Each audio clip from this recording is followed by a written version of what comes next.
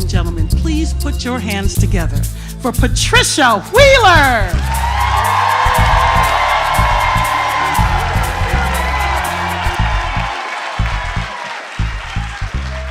When I was a kid, my mom worked midnights, 7 p to 7 a.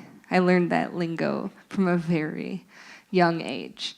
She's a nurse, and the hospital that she worked at is an hour from where I grew up, but still, every day at 5 p.m., we had dinner together as a family. It was this magic hour, 5 p.m., where my dad had come home from his job as a gravedigger at Holy Sepulchre, the largest Catholic cemetery in Metro Detroit, over there at 10 and Beach Daily. And he smelled like cut grass and motor oil. And he had on the same green outfit every day until he died. And my mom was clean. She had on different colored scrubs every day. She was ready to go, showered, and she always had on a different scrub jacket that she wore. My favorite one, I still remember it, it was quintessential 90s. It was kind of off-white at the base, and it had peach and purple and teal brush marks all over it. It was amazing. Do you guys remember that jacket? And her hair, in my memory, was a long, loose perm with these double-rolled bangs because that's what she looked like. And every day at 5 p.m., we sat down at the dinner table and ate together. And every day my mom made dinner before heading out. Sometimes it was hot dogs and mac and cheese, which is, frankly, still one of my favorite meals. Other times it was her famous Mexican chicken, and it was everything in between. It wasn't until I was much older that I learned that that's a really special thing, that I was really lucky to get to have that half an hour every day, all of us together. You see, my mom, she was the thing that they write about when I was growing up. She was always there. She always showed up. She was kind and loving and understanding. She made every single sporting event that I ever had. Even that one insane year that I thought that I could be a gymnast, she was there. Every soccer game, every science fair, every bookathon, she was there. She even made every single one of my brother's very competitive hockey games, even when they were in Canada. And she even made my sister's hockey games, even though she's 10 years younger than me. And that is a long time to keep showing up. But she did. And she was there, full of kindness and love and understanding. I went to college at Michigan State University. Go Green. In my senior year, my parents decided to get a new car, so they gave me, their totally irresponsible co-ed daughter, their 1996 red Plymouth Voyager minivan. My friends and I were theater majors, so we were super creative, and we named her Big Red. The summer after I graduated, I was filling up the gas tank at the Meijer in Okemos, and I went to pull away, and the car wouldn't go. And so this was the early days of cell phones. I pulled out my phone, I pulled out my AAA card, I called AAA, and the dude on the end of the line told me that my membership had been canceled. So I called my mom, and I screamed at her. Mom, do you not care enough about me? Do you not care what happens to me? Do you not care if I get stranded in the middle of Okemos? And I yelled and I yelled and I yelled, and she took it and she didn't say anything back to me. And still, she got in her car and she drove that hour from Farmington to that parking lot. And when she got out of her car, I yelled at her even more. On that Saturday, her blessed day off. And then I got picked up by a friend. because I had a party to go to that I couldn't miss. And my mom, she stayed in that parking lot and she waited for the tow truck driver. And she paid him to fix that car that she gave me for free, that she paid insurance on, that I picked up 3 days later as if it had all happened by magic.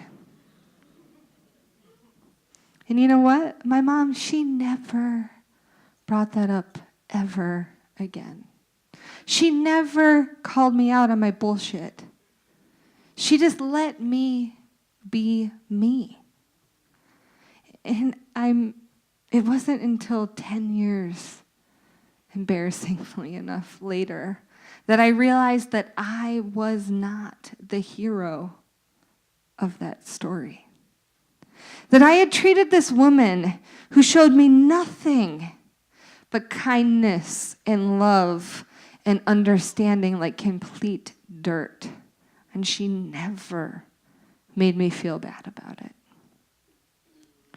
About a decade later, I was moving from LA back to Detroit. My mom flew to Las Vegas to have a raucous night with me and a couple of my girlfriends. And when my friends and I started our caravan from LA across the desert, 60 miles outside of the city in San Bernardino, California, my engine exploded. This time, a friend of mine had AAA, so we called, had the car towed, and the guy told us it would be a couple of hours for repairs. So my friends and I, being who we are, went and got matching tattoos at a pirate-themed tattoo shop. It was amazing.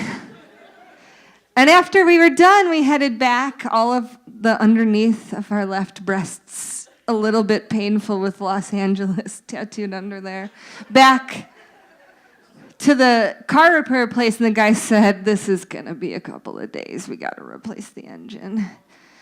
Feeling deflated but not yet defeated, we piled into my friend's car and we drove further into the desert, and we picked my mom up at the airport.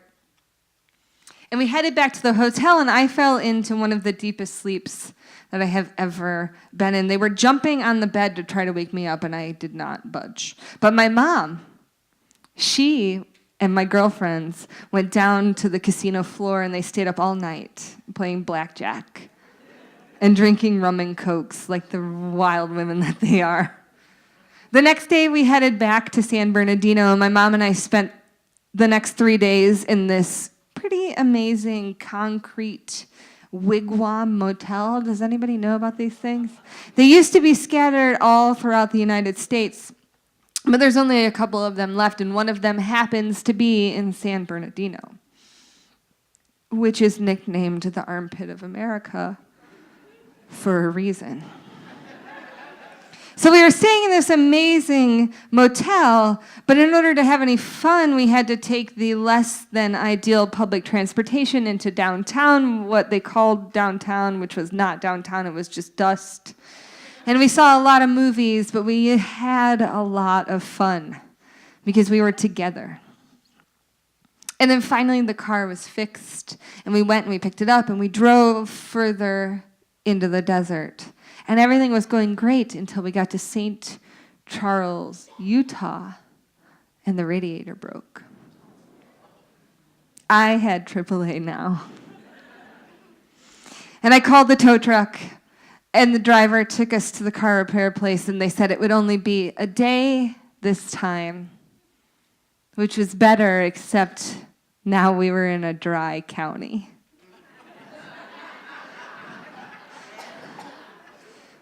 But everybody was super nice. The man drove us to the only motel in town. He told us his favorite cafe to go to. And Mom and I walked down there, and we told the woman who owned the cafe about what had happened to us. And when we got back to the motel after our dinner, we opened up the to-go container of our leftovers. And inside was this $20 bill that she'd wrapped in cellophane with a note telling us that she hoped that our journey would brighten and it did.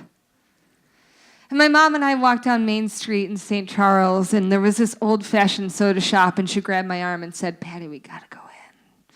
And we sat at the counter, and she ordered her favorite drink, and I ordered what would become mine. And she told me about countless times that she and her brothers spent at Five and Dimes growing up, and what all of her favorite flavors had been. And it didn't matter that there was no booze or that we were stuck. It was perfect because we were together. And then the next day, the car was finally fixed, and we headed home in earnest, stopping in Denver for dinner with some of our best, oldest friends. And at the end of eating an enormous meal and drinking a little bit of wine, Mom said, "Hey, Patty, I'm tired. Do you think that maybe we could stay the night?" And I said, "Mom, absolutely not. We are 4 days behind already. We have got to get home. We cannot miss any more time." You see, the boy I had a crush on was having a party, and I couldn't miss it. So Mom and I drove, taking shifts overnight, through the prairie, through the heartland, across America, and we got home 24 hours later. And I went to that party, and I spent 2.5 years with that boy. But still, when we pulled into that driveway, it didn't take me 10 years to realize that I had been wrong this time. The second that we pulled in, I felt horrible, that I hadn't listened to my mom, that I hadn't heard what she needed, that I acted only selfishly, but still, in all this time, she's never brought it up. She's only treated me with kindness and love and understanding. Now I have this great honor of working at this music festival out in Portland, Oregon every year. And every year my mom is my +1. I have my love of music because of her and her love. And so having her with me out there on the West Coast, in this place that we hadn't been together since I was a kid, it's a dream. Last year, we went up the Washington coast and we ate oysters that were bigger than either of us was comfortable with. But there was enough gin that it was okay. And we stayed in this really cool antique trailer hotel that's way cooler than I just made it sound. But the year before that, we went up Mount Hood to the Timberline Lodge where they filmed The Shining, which is terrifying and awesome. And we went to the Hood River Gorge where we had last been together 30 years prior when we had driven from Detroit all the way across to Oregon to visit some friends, actually the brother of the woman who we visited in Denver. And I don't know where we're going to end up this year. Maybe we're going to be deep in the national forest in the hot springs. Maybe we'll end up at the coast where they filmed Goonies. But it doesn't matter because I'll be with my mom.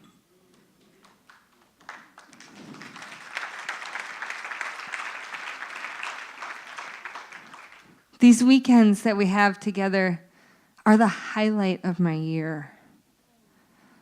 I look forward to it so much because you know what's different now? Now I listen to her. I listen to what she needs and what she wants, and it's not about me. It's about us. It's about us sharing this time together. I want to be a mom. I'm 37, so I got to stop thinking about it. I got to get to work. We're trying, I promise. But I want to be a mom. I've thought long and hard about it because I want the chance to give some child, my child, even just a tiny snippet of what my mom has given me. I I want the chance to give a kid my mom. Because how lucky am I to have her? Someone so kind and full of love and understanding. And my mom, she didn't know that I had spent the last 20 years thinking about this July afternoon in a parking lot in Okemos. Or the last 10 years thinking about how I should have listened to her when we were driving around the country. Until last week, when I told this story at the DIA. And I said to her then that I was sorry for all the times that I was less than kind to her, because you know what? She did not deserve that. And I told her then that I love her so much, and I cannot believe how lucky I am. And after the show, she came up to me, and she just looked at me and she said, I didn't know that you liked me that much.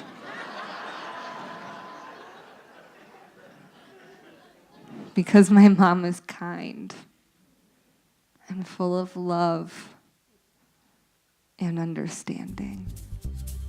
Thank you.